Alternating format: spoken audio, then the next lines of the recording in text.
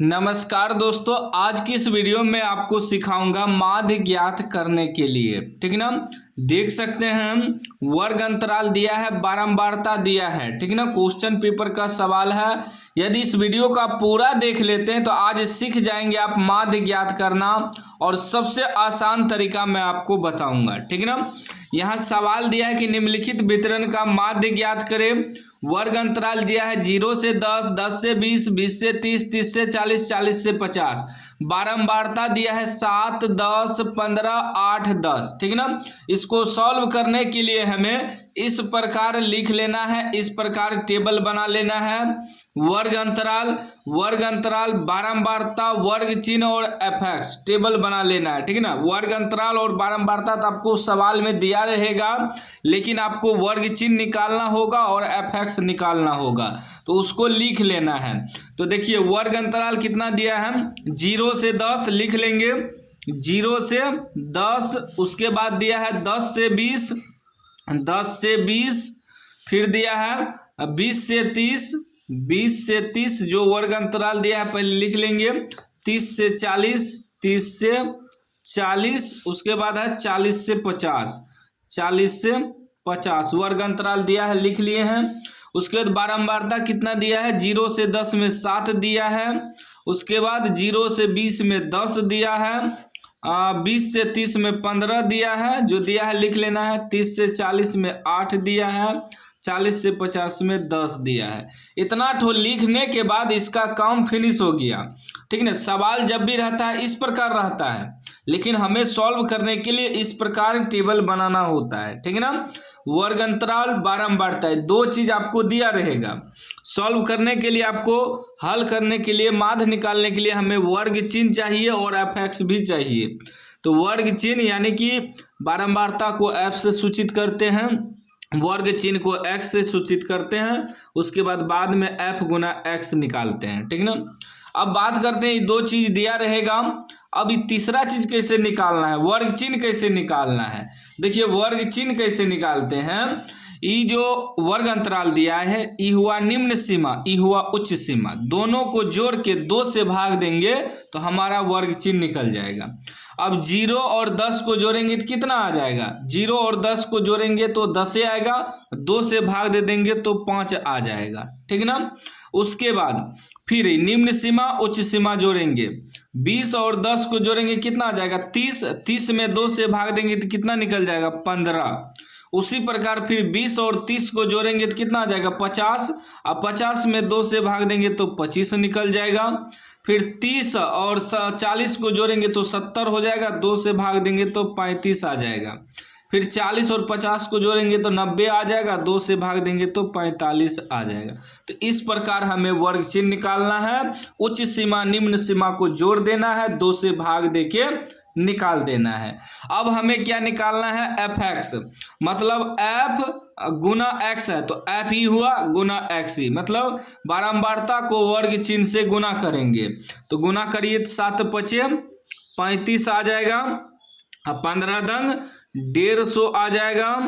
उसके बाद 15 गुना 25 करेंगे तो कैसे होगा, 15 गुना 5, 15 चौके 60, 15 पछे 75 के 5 हासिल 7, अब 15 दूना 30, 7 37, 375 आ गया। फिर 8 गुना 35 करेंगे तो 8 पंचे 40 के 0 हासिल 4, 8 तिया 24, 4 28। उसके बाद 10 गुना 45 करेंगे तो 450 आ जाएगा। अब हमें क्या करना है, योग निकालना है। क्या निकालना है, योग बारंबारता का भी योग निकालेंगे और एफएक्स का भी योग निकालेंगे।